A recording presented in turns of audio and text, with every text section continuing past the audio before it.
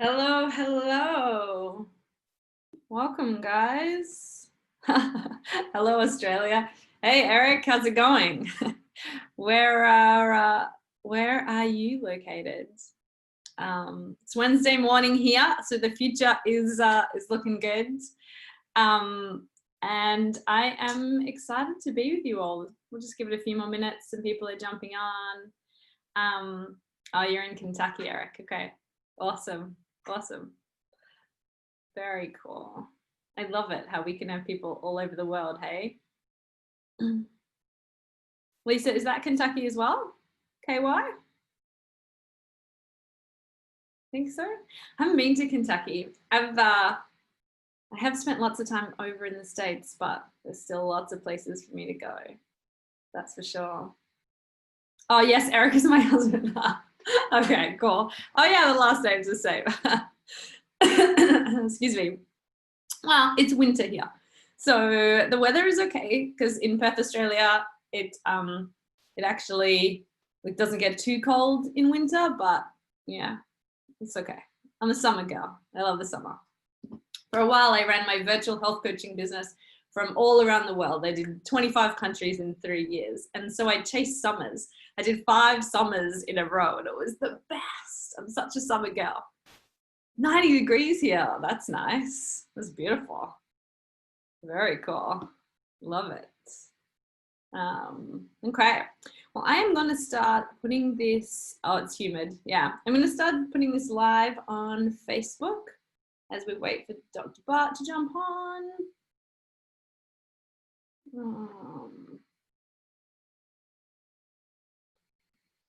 So I will just do that while you guys all start to head in here.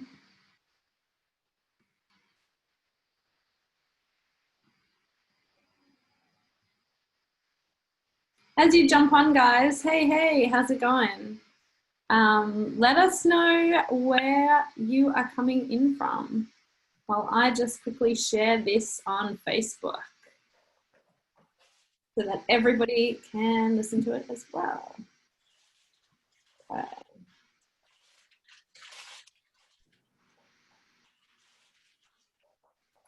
Well, so we got Kentucky. What other cities have we got happening here? Well, hey there, girl. I had to unpeel my wall. The wall's looking awesome. I love it. Yeah, I know. I had this thing up there, and my wife told me that I had to take it down. I was having a little bit of motivation in the background here. All right, so good evening to you, and welcome. I'm going to put my glasses back on so I can see some peeps here. Hello, Ashley. Hello, Sandra. Good to see everyone this morning. Hello, Kelly. And thank you, everyone, for keep showing up week after week. It's absolutely awesome. I've got, if you didn't know it already, this is one of my favorite topics, and I'll explain to you why in just a moment here. So from Dr. Bob. Dr. Bob, well, good to see you. Good to have you here. And Karen, you're doing all right there in Australia? I am. Nice. I am awesome over here in Australia. My day's just getting started. Yes. So I'm ready to notice I'm in my new studio. It's in process. Yes. Super. Yes. Super exciting. Yeah, super exciting. Learning process, learning curve for me.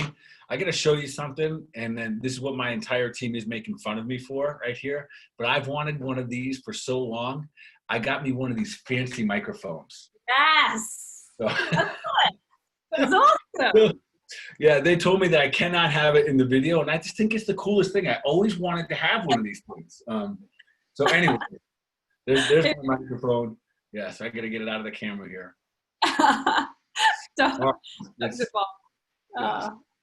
All right. Awesome. Whenever you're ready to rock and roll, I'm ready. Yeah, we are live on Facebook. So before we get started, I just want to do a bit of an introduction for those of you that don't know Dr. Bart. He is a healthcare provider over at Balance Health Studio, Seagrove Beach, Florida. He's been practicing there for over 20 years, chiropractic, acupuncture, kinesiology, nutrition and functional medicine, supplementation, And he's also the founder of the Health Edge program, which is a virtual health program for executives and entrepreneurs wanting to take their health to the next level. So he has also worked with thousands of people around the world, including some celebrities and athletes. And so we are so excited to learn about, I'm so excited to learn about fasting tonight because it's a cool topic. Yeah, Karen, no doubt. This is a cool topic, and I'll put it this way. This is the absolute number one biohack to become superhuman. This is it. This is number one. So all the men and women, all the other practitioners, all the other clinicians out there, this is the number one strategy. When we talk about becoming superhuman, this is number one. This is top of the list. So I'm super jazzed about, be able to kind of share it in such a way tonight. Fasting has become more popular. Didn't start, no doubt about it. Didn't start recently, but it's becoming much more popular last several years. And so over the time, I've had an opportunity to have some interesting experiences myself. And I'll share some of that tonight about how I incorporate intermittent fasting myself. But I've also been able to learn what strategies are working and which ones are not necessarily working. Okay, awesome. Yeah, because I think people have just started hearing about it recently, but as you said, this isn't a new thing. Yeah, no, it's not a new thing.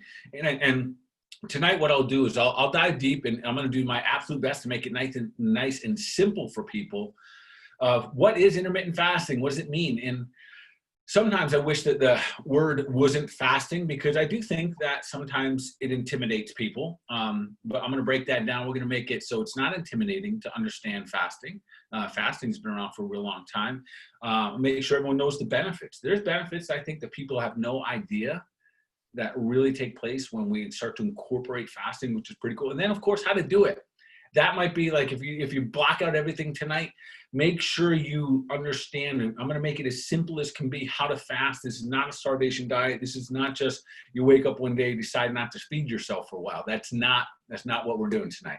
And then I'm going to weave in and out as we talk tonight, and then people ask the questions. Make sure that we talk about, like, what are some of the deficiencies? What are some of the things that are inhibiting people from getting all these great results? And there's definitely some very, very consistent things. And there's probably one or two of the biggest mistakes, Karen, that I want to make sure we talk about here, because like a lot of things, it's almost like if you go to a restaurant and the first time you go there, you get a bad meal, you might never go back. And it's a bummer, because the truth is that restaurant probably has a lot of great things. And I see that a lot with intermittent fasting. I hear and see people often say, I tried it. It made me blank. And then all of a sudden they bail out on the number one biohack for superhumans is intermittent fasting. Yeah. All right. So we're going to talk about how to do it right so that you can avoid some of these mistakes, so that you can actually feel good and know that you're supporting your body while you're doing this, as opposed to, I think, as you said, sometimes when people are trying it and they're not quite sure what they're doing, they can have some negative side effects, and then that puts them off the number one superhuman biohack. So let's like dive into what is it? What are we talking about? Yeah. So first, let's just say this: it's not a diet. It's so intermittent fasting is not a diet. It is just a scheduling of when you're going to eat. So let's just think of it that way. So it's almost like a food schedule. So if you want to change it from fasting, you could call it a food schedule or an eating schedule, because all it is, it's not a diet. All it is that we are going to very intentionally, and this is the difference here, very intentionally using a strategy, right? So we're going to use intermittent fasting as part of our strategy to become superhuman. We're going to very specifically block out times that we're not going to eat and that we are going to eat. So intermittent fasting means that we have times, literally, that we're not eating, and then there's times that we have. Not intermittent, like interval, meaning like 2 hours on, 2 hours off, 2 hours on, 2 hours off. I mean blocks, like a block of time we're not going to eat and a block of time that we are going to eat. So that's probably the simplest definition. It's not a diet, and it's a schedule of when we are going to eat and when we're not going to eat. Pretty simple. Okay.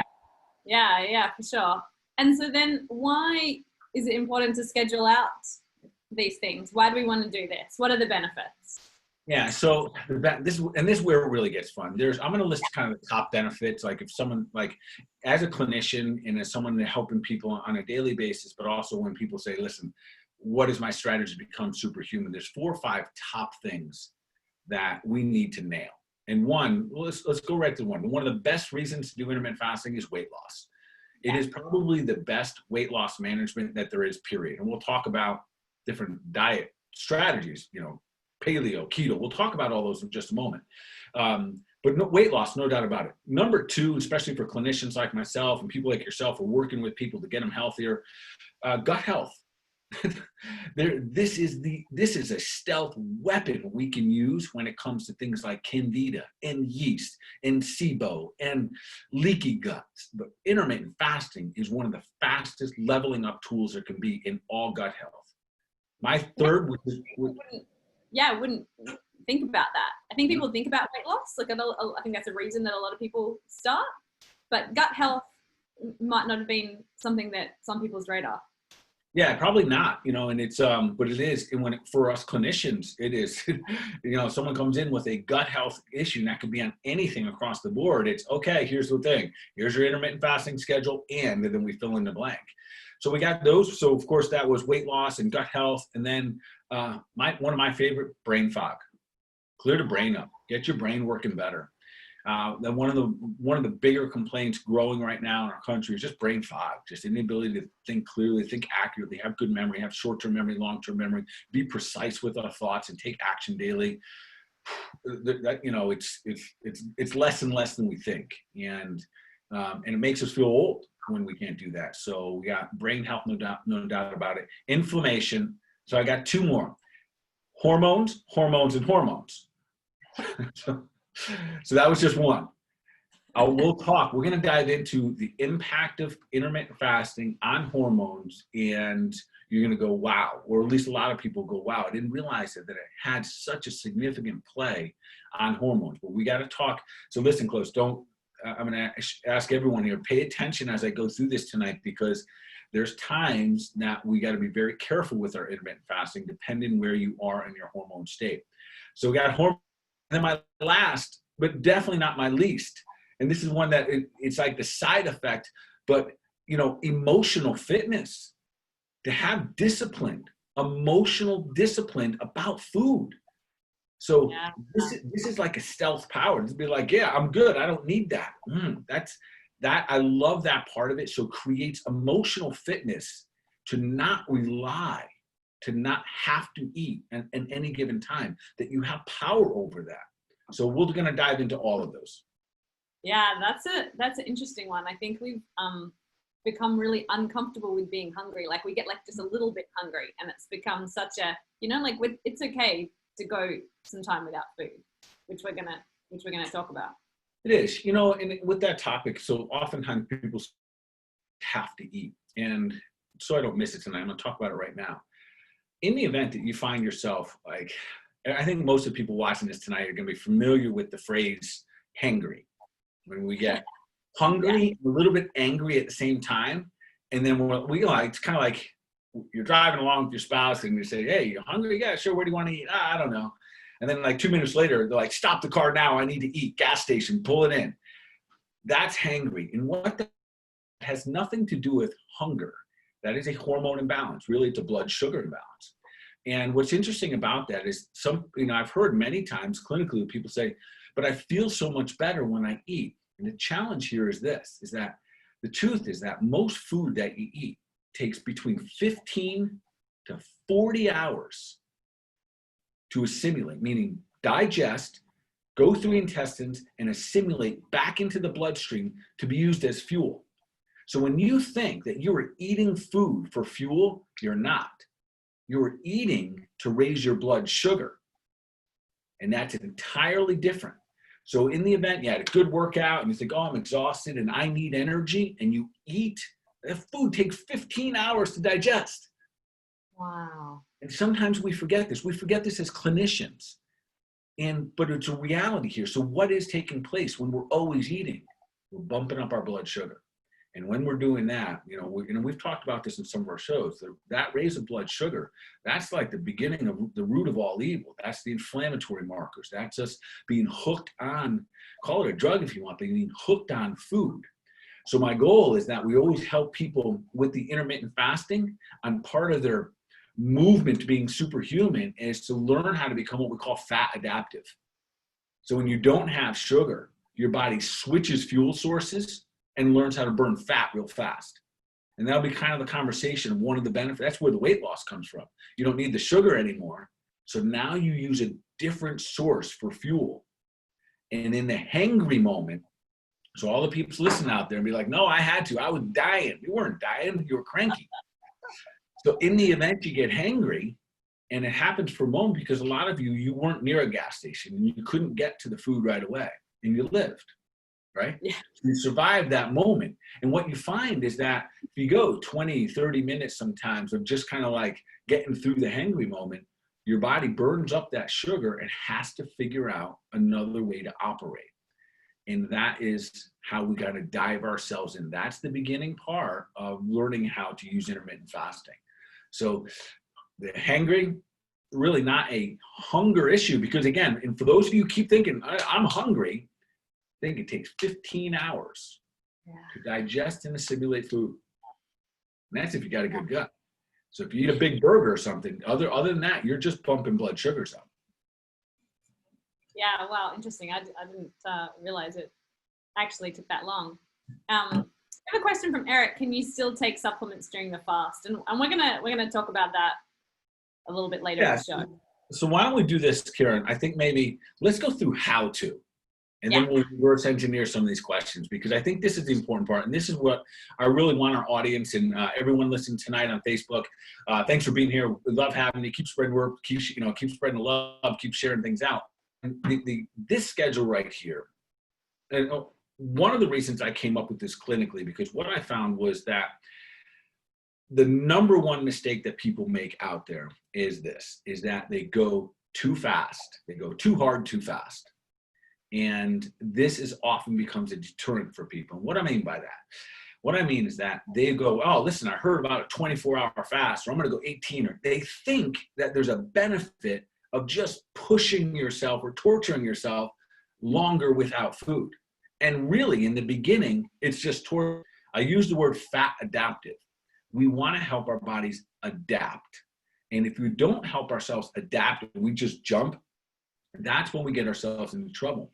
So there are deficiencies that come up. We'll talk about those in a little bit. So when we talk about intermittent fasting and helping our body over time, the number one thing we got to watch out for, because people are going to come up, they're going to ask me questions tonight. How long should I fast? I heard it's 16-8. I heard I should do 24 hours. I heard you only kill cancer cells after 36 hours. And all of these could be true. But we got to like walk before we sprint. So here's a layout. All right. So everyone listening, and maybe you're a seasoned veteran. Okay. I consider myself a seasoned veteran this time, and sometimes I got to get back to basics as well. So here's the general layout. This is pretty simple. So we're gonna put in a link here, our schedule. So everyone that's watching tonight here live on the Zoom call, you're gonna get a link, and then maybe Karen, somehow we can find out to get it out to everyone. Yeah, we're going to email it out. So we have a document for you, with the schedule that we're going to go through. We're going to talk it through, and then we've also put it in the comments here. So you can just click on it. We'll also email it out to you. So just follow me along here. Then, of course, you can open that up and take a look at it. And we printed out, we kind of made a calendar out of the actual schedule. So it goes like this. From the beginning, and especially if you're new to intermittent fasting, start with just 12 hours. And what 12 hours means is that from the last time you eat, let's just say you stopped eating at 8 o'clock at night, no food until 8 a.m. We'll talk about what you can and cannot have in that in just a moment. So do that for 2 weeks successfully, no matter how hangry you get, how cranky you get, etc. Now, with that being said, Karen, I'll share my personal experience. When I first did this, I was with some people, I was with Isaac and Dr. McCullough, Ben Greenfield, and there was a whole bunch of us. We're up in Atlanta. It's probably 6-7 years ago. And we're doing an experiment, and we're tracking it and making some research out of it. And we decided, well, we're going to intermittent fast, and we're going to do a 24-hour fast. But everyone in the room was pretty much a veteran except me. With that being said, I was eating clean. I was eating green smoothies every day, but my challenge, I was a snacker.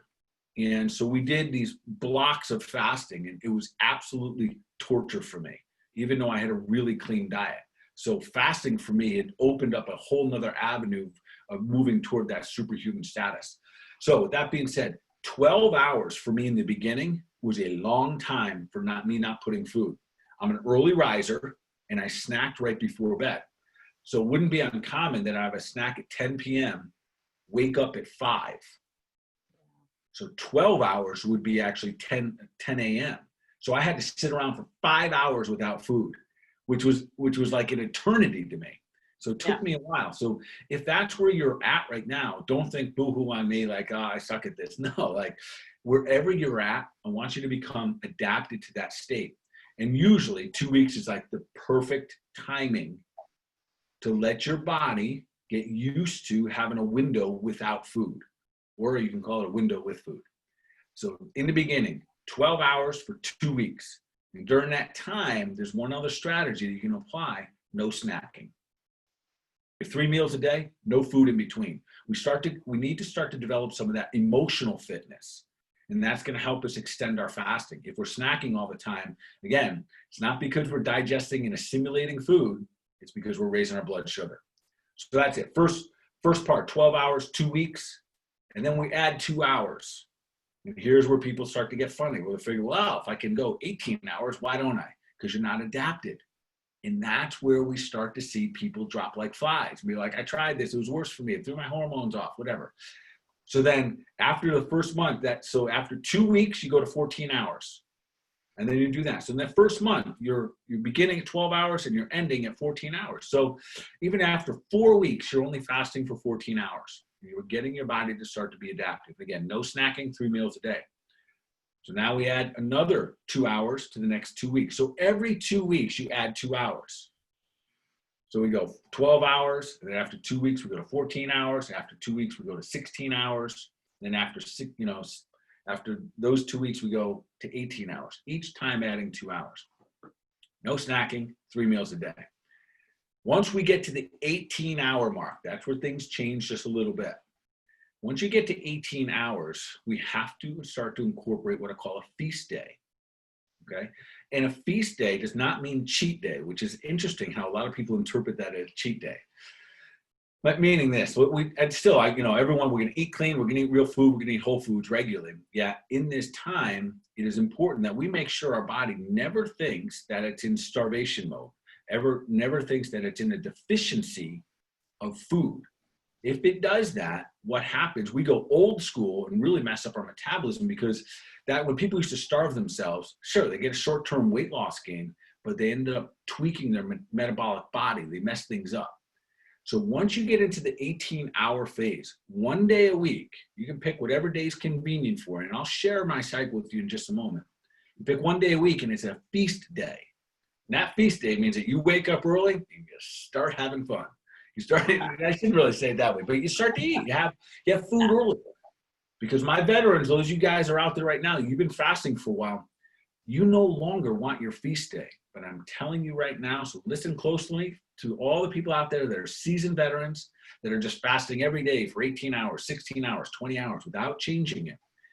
You're throwing things off here. It's not the way it's supposed to work. It's supposed to be feast and famine. We're supposed to have an ebb and flow. Nothing too predictable for the body. Nothing too predictable for our metabolism. So that feast day, all of a sudden we put a lot more calories in the body, good foods. We just eat a lot more frequently through the course of the day. And as we do that, your body goes, oh, wow, look at this. I have tons. Speed up the body, burn this stuff up. And it's part of speeding up your metabolism. Oh, okay. Awesome. So that's the schedule for everybody. Is this different for men and women? Is this for everybody? Does everyone stay on the same schedule? It is. So when I go through that, just real quick, we go 12 hours and 14, 16, 18 hours. So we're talking about 2 months out, right? So it's a 2-month schedule right there. And yes, absolutely it is different for women. So here's the thing, especially if you're a cycling woman. So if women are still getting their cycles, still having their period, if you're postmenopause, it's the same. Men and women are the same. If you're still cycling, It is important that the week of your cycle, the moment you know, oh, my period's coming, that is when you go back to 12 to 14 hours max. Okay. It's where a lot of women make the mistake that, and again, we don't fast to starve ourselves and lose weight. We use it as a tool. We'll go into the metabolic changes in just a moment. But here's why. When your body, when your period begins, you're killing off cells. Your body is already under stress. It's a form of stress that your body's under. Fasting is an inherent form of stress. We are helping our bodies get stronger by fasting. We do not want to double down with our stress in that time. So you treat those days, 12 to 14 hour fast, which everyone should get really comfortable doing on a regular basis for the rest of our lives. That should be really easy breezy. And then when you go back, you go right back to wherever you left off. You don't have to start back at the beginning. If you were a 16 to 18 hour, faster, perfect. I will say this, Karen, I find this sweet spot for most women, clinically. And I say clinically because there's two parts that happen in clinic. We fix things, and then we establish good lifestyles. So you come in, you got certain issues, you got candida yeasts, you got hormone imbalances. We use certain strategies for that, and then we have everyday lifestyle stuff. Everyday lifestyle stuff for an average woman that's relatively healthy and things are going pretty good, 14 to 16 hours is a sweet spot. Okay. We can use longer fasts. For guys, that sweet spot is 16 to 18 hours. Okay.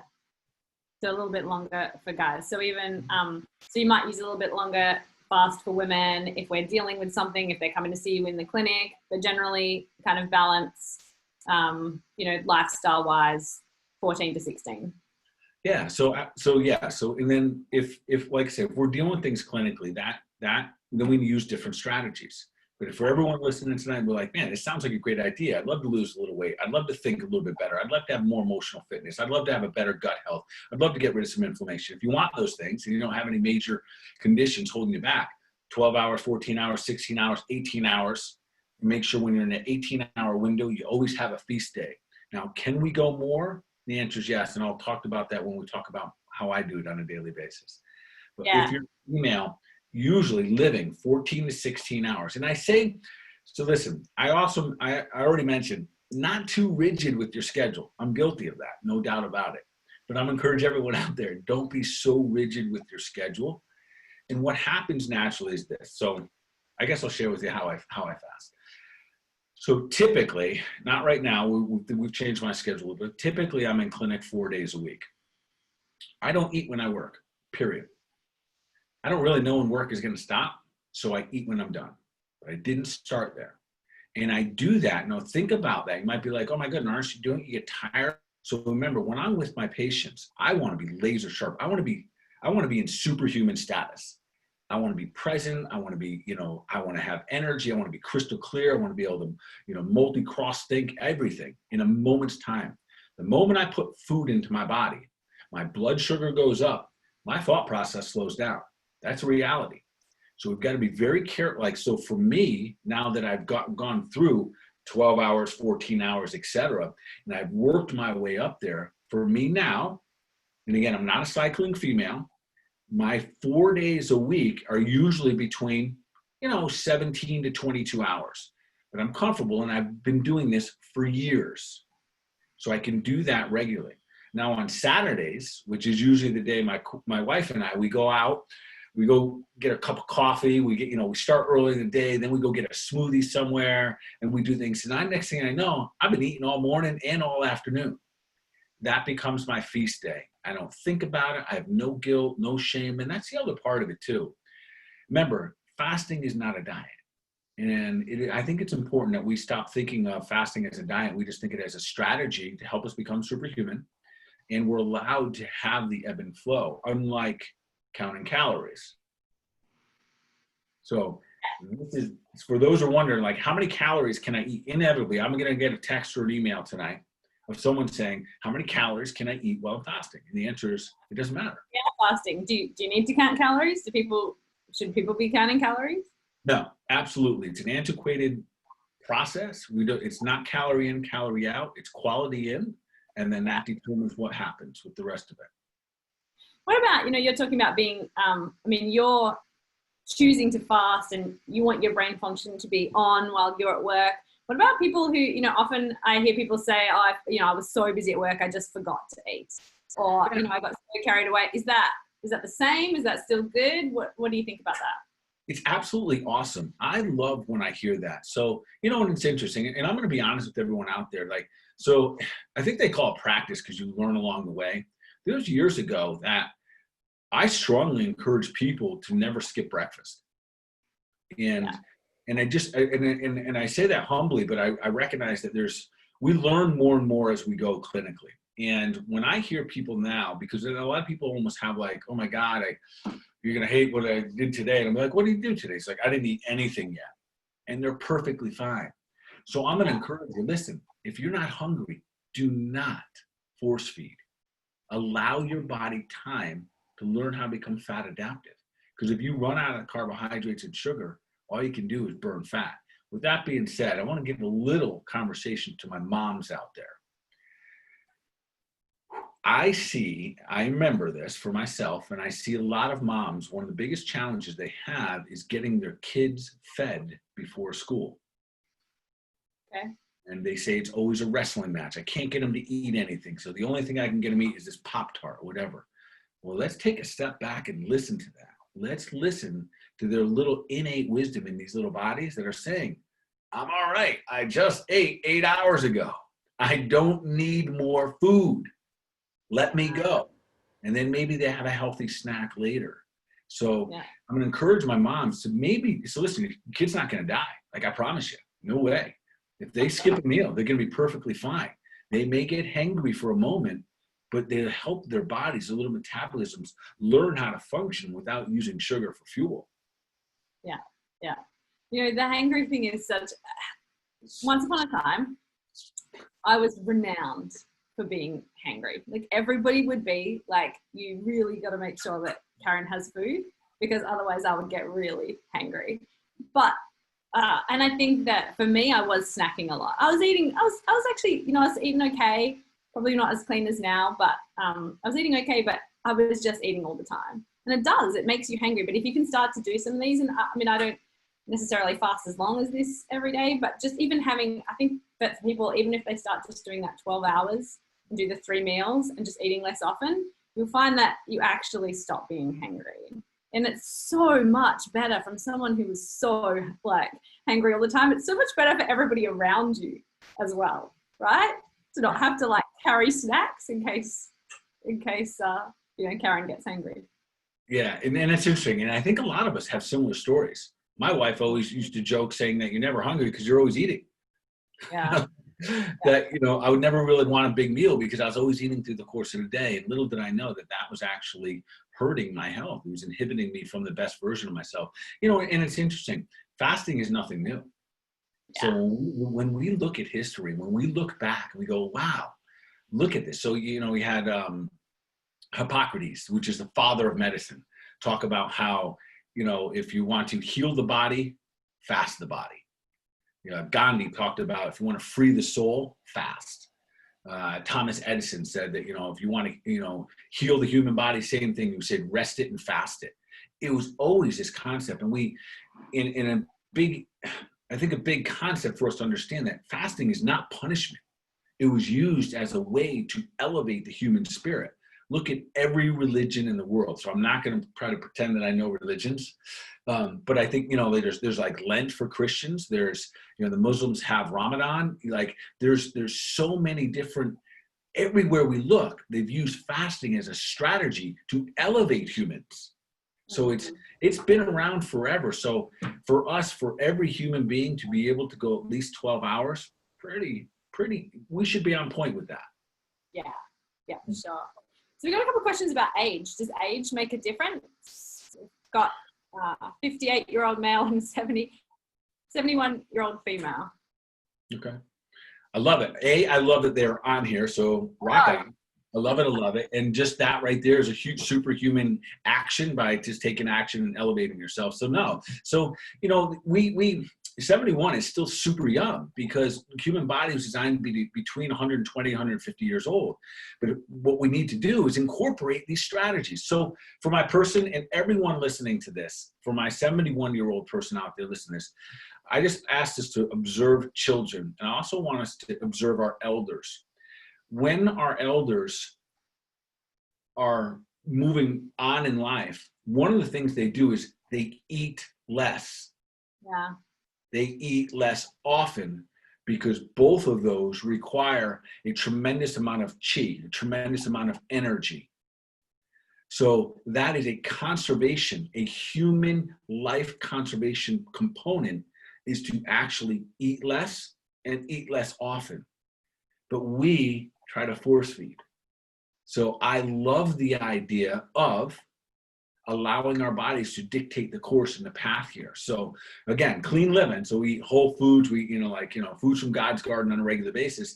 Yeah, not just like snacks and not Snicker bars and crackers and cookies, but absolutely it's not age dependent. And if we listen and watch history, we watch what people are doing regularly, kids don't want to eat all the time until we teach them and force them to. And people that are trying to conserve energy and conserve life don't want to eat all the time because it costs us. Yeah. Great question. Yeah, that was a good one. Eric also wrote, I generally eat 2 times a day, morning and dinner, or lunch and dinner, no food after 7 p.m. Sounding pretty good. Superhuman status right there. That's beautiful. Right on, Eric. That's it right there. Like that is a longevity plan. That is a plan right there to win, which I love. Karen, let's jump for a moment to hormones.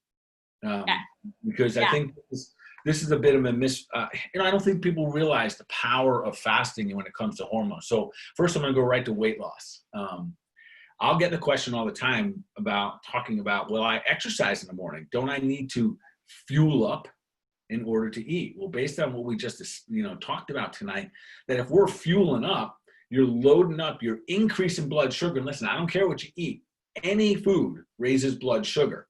So then when you go to the gym, you burn your blood sugar. You burn the sugar as energy. You do not burn fat for fuel.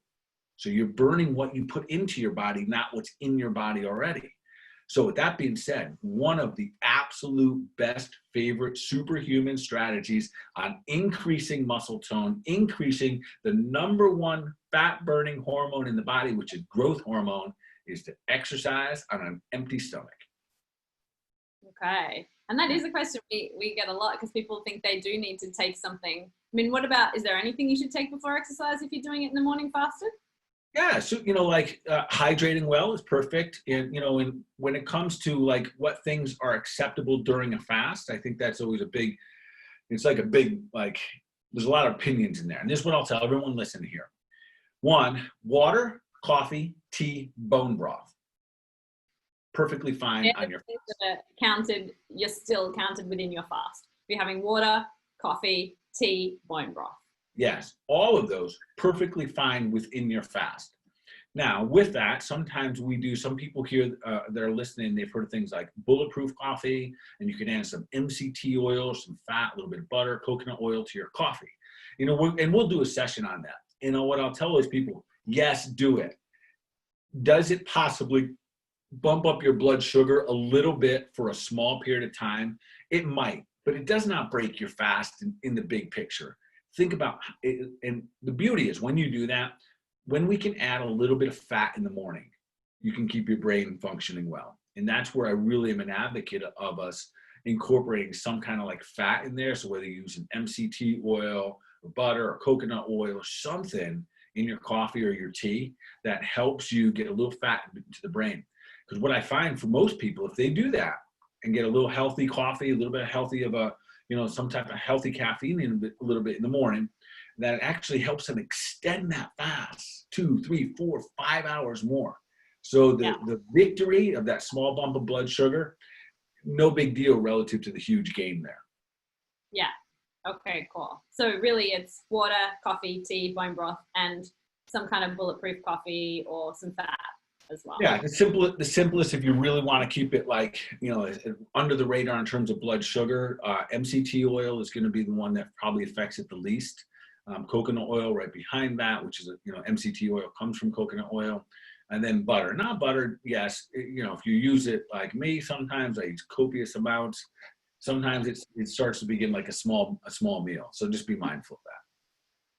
Yeah, sure. Okay, we got another question. What about alcohol window during fasting? Yeah. So one of the things that we didn't discuss tonight, and I kind of did it intentionally, is what to eat when you're not fasting. We're going to cover that, but I want to explain that real quickly here. So, because I want to say this, listen, and I'm not telling anyone to have a bad diet in it. Let's just say that you don't have a good diet, yet you do fast. You can assure yourself you are doing yourself well. I'm not encouraging a bad diet. You keep hearing me saying whole food, God's garden all the time. Yet the challenge here's the thing. When it comes to alcohol raises your blood sugar. It's going to impede with sleep. It's going to regulate your liver. It is what it is. It's got ethanol in it. So there's no real true health value to alcohol. Maybe it chills you out a little bit. It does whatever it does for you. Yet that does not count in your window. Like that's not part of your liquids. Yes. And if you're drinking at 5 a.m. in the morning, you got other like things you got to tackle first before your fasting issues. Yeah. Yeah. But and maybe their question was, what if I have a glass of wine or I have a cocktail later in the evening? When that cocktail is done, that's when it starts. So maybe that was their question. That's when it starts your fasting time. So if you have that cocktail and you have a glass of wine, you finish that glass of wine at 10 p.m., that's when your clock starts. Yeah. So what about, like we kind of talked about some of the mistakes in terms of, people going too fast. What about, like when you touched on a little bit that sometimes people have tried it and they haven't felt very well. Maybe they've like tried it and they felt good for a while and then they've felt really tired. Or some people have gotten maybe dizzy, or there's been some kind of negative side effects that people have tried. Those are real. It happens a lot. So one, if you're female, I would say make sure that the timing is proper. If you're right in the middle, like you're about to get your period and your body's going through all the change, you're sloughing off all the cells, and you're already in a stress state for the body, just be mindful that could impede some of the results and kind of the effect that you're getting from your fasting. The other part is this. There's two inherent challenges happen when we start to fast. And I want everyone to listen close because, again, inevitably, I'm going to hear someone say, what about the keto flu? What about, these other symptoms that people get? And I want to mention what happens there. So two things happen. First is this. When you start fasting, the first thing that happens is you're going to have less blood sugar, which is awesome. That's like diabetes, it's heart disease, it's all of that stuff. You start to lower the blood sugar. And if it's used to being up here, one of the first things that your body is going to do is start to rally and use all of your B vitamins, assuming you have an adequate amount. Remember, the best source of B vitamins in the world is liver. I don't know a lot of cats eating liver anymore. Well, cats might be, but not peeps. So it's important to recognize this deficiency. And as clinicians, we've learned this over time, that the downfall that people have, they feel like they're fasting and they don't get the energy, or they've been fasting for a while, then all of a sudden their energy tanks. More often than not, they have a B vitamin deficiency. If you're fasting, you're using your B vitamins at double the rate. And I'll explain that.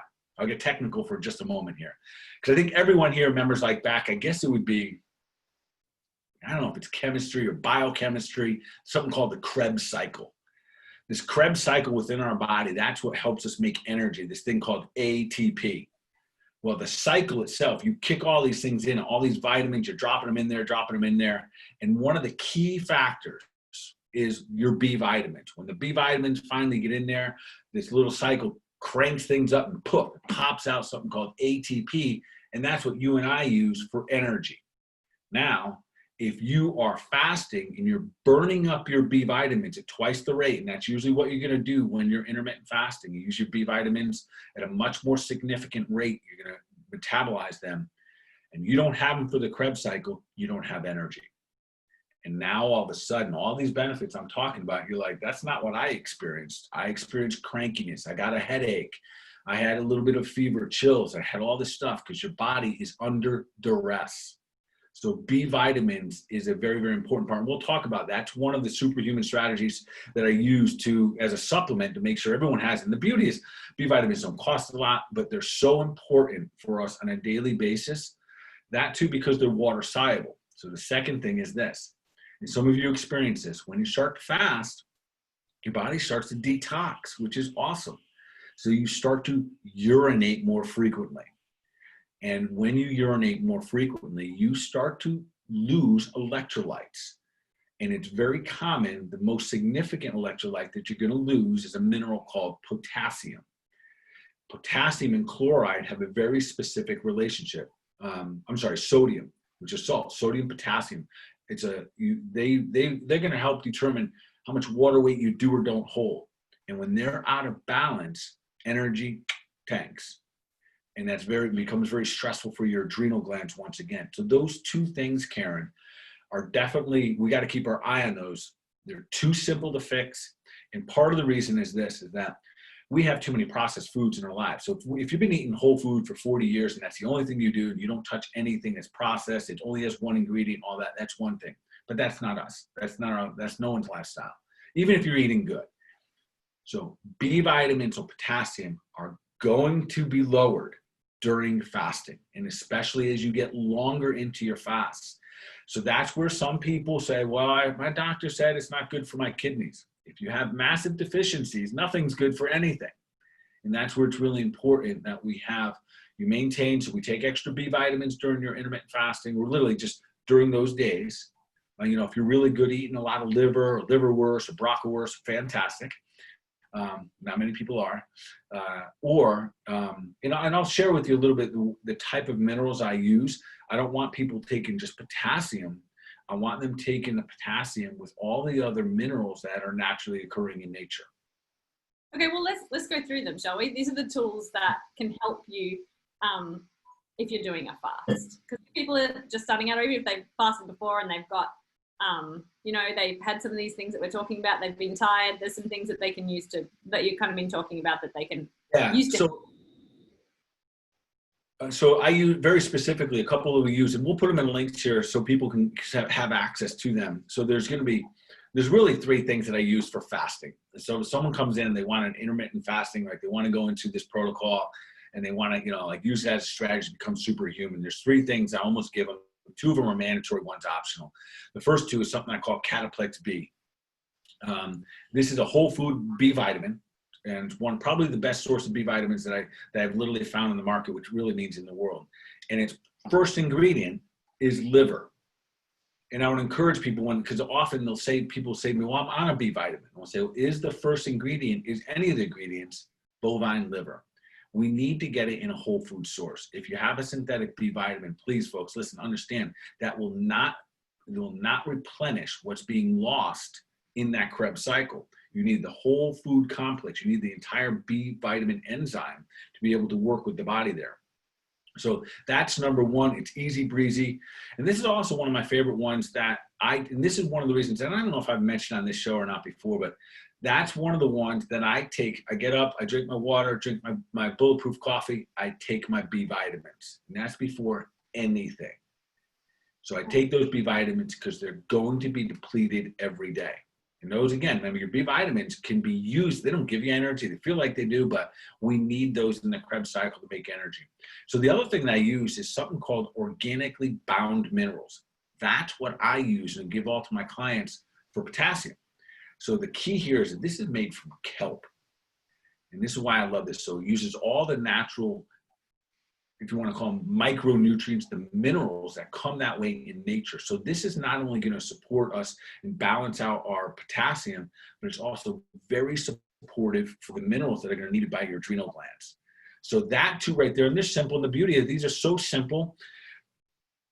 They're so simple, so easy. It's almost, you almost like kind of have to do them, because if you're going to fast and get all those benefits, I see too many people that are longer fasters that have got into rhythms. They fast every day, 18 hours, 16 hours, 20 hours, but they're not replenishing all of that. Now the body secretly goes in deficiency mode, which is protective mode. And all of a sudden, all those benefits you were getting from the intermittent fasting, they start to go away little bit by little bit. and then it blurs the lines a little bit. Okay. So there are first two, and yeah, I put the link in the chat for everybody so that you guys can have a look there, and we've got 20% off if you guys have attended tonight. So thanks for jumping on. And then what's our optional one? Yeah, and so always, and that's for everyone that's on here. It's the gift you'll always get is we'll always give you some kind of benefit or discount or something like that. So take advantage of that. So the other one is this. I don't require this as mandatory yet. This is probably the one that people want the most. And it increases your ability to burn fat. And it's done in a natural way. And I want to explain why this is important. We're sugar burners, Karen. We are masters at burning sugar. And that hangry, that lull of energy, the headache, even some of the keto flu stuff, the biggest challenge is that we are not good at burning fat. So I use something called metabolic complex. It kind of stands for metabolism, but it's really inside it that I want to share with you what's in it. So there's two things that this particular one does. Again, 100% whole food, but this is an herbal product. And remember, herbs will always have more of a driving force to speed up or slow down an action within the body. Vitamins, minerals are supportive of tissue, glands, and organs to get them to function their best. These can actually drive them. We can increase metabolic activity, and the blend is beautiful. And some of you are going to be familiar with these individuals, but when put together, absolutely incredible for two things: helping manage blood sugar, reduce the receptors, so it enhances our ability to function with insulin. That's one. So sugar metabolism and burning fat. So there's four things in there. One is called fenugreek, and anyone that's familiar with fenugreek, you know that fenugreek is one of the absolute best things for helping manage blood sugar. And we use it for a lot of things. It can carry nutrients into different cells. But fenugreek is phenomenal for weight loss, not because it speeds up the metabolism, burns fat, but it enhances your ability to manage blood sugar. Huge. And then there's something called bitter melon. People are familiar with that. Bitter melon is another blood sugar management. So this metabolic complex, there's three of them that are real specific for blood sugar management. Why? Because we're sugar metabolizers. We've got to get this under control. So bitter melon, super good in terms of helping your body regulate blood sugar, helping insulin sensitivities. And a lot of people are moving in that direction where they've built up almost an insulin resistance. And then we have cinnamon, the herb cinnamon, phenomenal. So as much cinnamon people could eat, absolutely do it. Lowers blood sugar again, which is absolutely awesome. Helps us regulate and manage our way that our pancreas is going to work. And then the magic of it all, something called black cumin. Black cumin helps your body metabolize fat. That's it. It works with the liver. So I use this one. So black cumin has been known for a long time. You don't need high doses of it.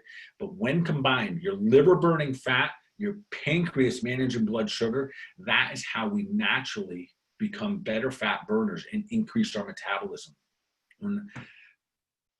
Caffeine doesn't increase metabolism. Caffeine increases, not per se, it increases essentially our sympathetic nervous system. Increasing the function of your liver and your pancreas, that's how we increase metabolism. So I use this one called the metabolic complex, and I make sure that people stay on it for about the first 30 days. That's really when you want to make that shift, because in that 30 days is when you're not a good fat metabolizer. But as this becomes lifestyle and this becomes part of your superhuman strategies, down the road, you can come off that one. You got to stay on the B vitamins. You got to stay on the minerals. Those are, like I told you, mandatory. But go on the other one for about a month. Some people want to go on in 2 months. Then I pull it out. You know, it's not a mandatory one. It's more of a jump start to getting yourself to kick off those couple pounds, to help burn up a little bit of that fat. It was a little bit harder. Maybe you're not 20 anymore, whatever it may take, whatever it may be. So those three right there is kind of the main ones that I'll use with any fasting schedule. Okay, awesome. And if you guys want to check out more info on those, the link should be below if you're watching on Facebook, and the link's in the chat if you're with us here tonight. So we got a couple more questions. If you're cool to answer those. One is, should we intermittent fast forever? Yeah, so the answer is yes. And when I say intermittent fast, we should definitely have gaps. And one of the things I want everyone in our audience here to understand is that intermittent fasting is a timeout. we need to give our bodies a break. If you're always running your car, if you're always working, you just burn out. It is one of the best ways to conserve energy. It's one of the best ways to conserve longevity of life. So some of the things I didn't talk about here, which are probably a deeper strategy or deeper conversation, but listen, we use extending fasting for killing off cancer cells. We use it for repairing mitochondria, for downregulating autoimmune conditions, for downregulating diseases. So the answer is yes. Everywhere around us, since as far back as we can look at health history, so we look back and say, what did they do in the past?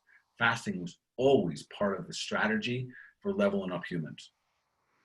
Yeah, awesome. And if anybody else has any other questions, keep putting them in as we go through these. What about, should you keep your fast hours consistent? So example, 11 to 7, only, not some days 11 to 7 and the other days 1 to 9, like the hours that you eat. Okay, so I'm going to tell you one thing, although I kind of do a different thing.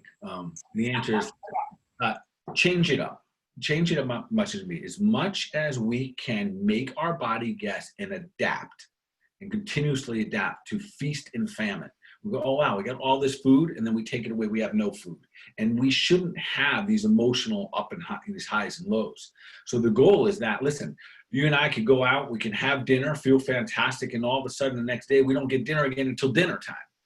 Like we don't eat again. And we should be relatively fine if we have adapted our bodies to doing so. So the same schedule all the time, there's a little bit of a yes to that. So I'm going to kind of dive in a little bit here and say, listen, the natural schedule of eating was in the light, always. People didn't eat in the dark. It didn't make sense. You couldn't see your food.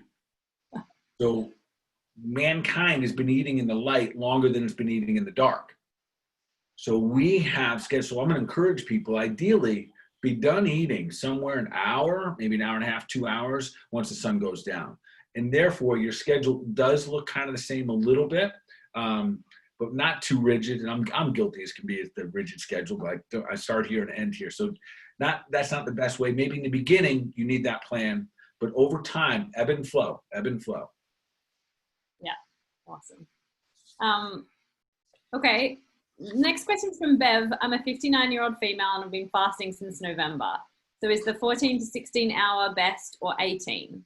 I have done the 18-hour fast often, still trying to shed the last 5 pounds, but have lost 23. Well done, Bev. So will feast day help me shed the rest of my pounds? Yeah, so you're asking some awesome questions. So first of all, thank you and congratulations for being here and working on your health and leveling up. And I hope everyone heard that. I think Bev says she was 53 or 58. Lost 20-some pounds. So in my point of pointing that out, thank you for commenting, because sometimes we think, oh, I'm too far gone or something like that. And the answer is never, ever, ever until you take your last breath. So thank you for sharing that. And listen, those last pounds are the hardest ones. They may take, you might have got rid of those first, in 8 months. Those next 5 pounds may take an additional 8 more months.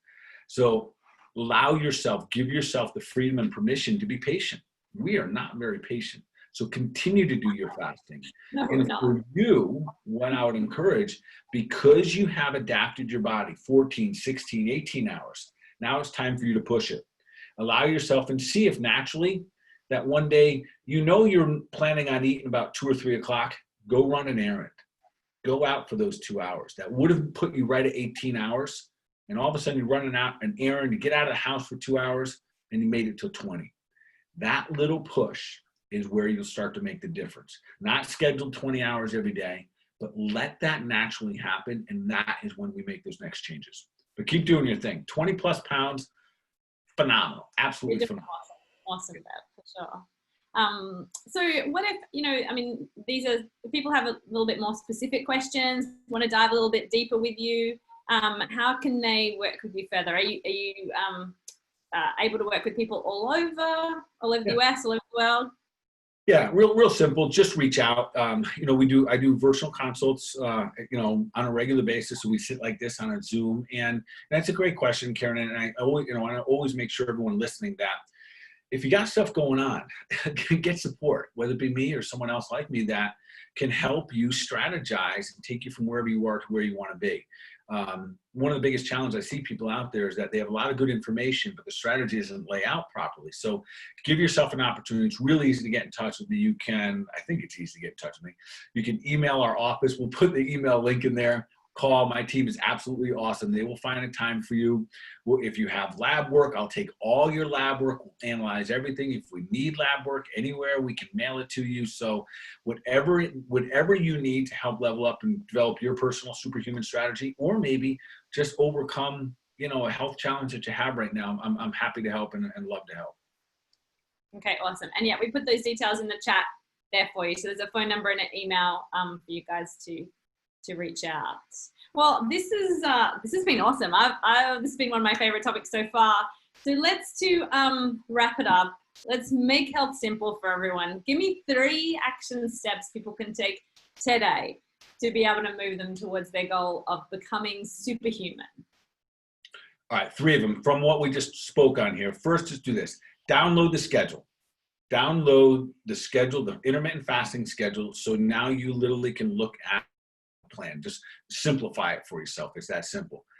I would say number 2, get some accountability, get a tribe. And I know we didn't talk about that tonight, but the people that you are with, and many of that have been kind of in my tribe already, you know that I think that we who's around us is an extension. So make sure the people around you are supportive and they know that what you're doing and why you're doing it. So share that with them and make sure that you got great people around you like I have in my life.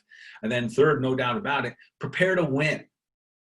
Some of the losses that people have, they try to go too hard, too fast, and they do it without the proper supplements and they create deficiencies. So prepare to win. If you know you're going to do some intermittent fasting, you're going to go all in, you're going to, extend your fasting, stuff like that. Make sure you have those B vitamins. Make sure you got those organically bound minerals. So make sure you get potassium. So download the schedule, get your tribe, make sure you get the prepare to win, get your supplements in there. And that's the superhuman pathway right there. Oh, awesome. I love it. Very cool. All right, guys. Well, it was awesome. Thanks for hanging out with us tonight. We're going to be at same time next week for our next show. So we would love to see you on there. See you next week. Yeah, you'll be awesome.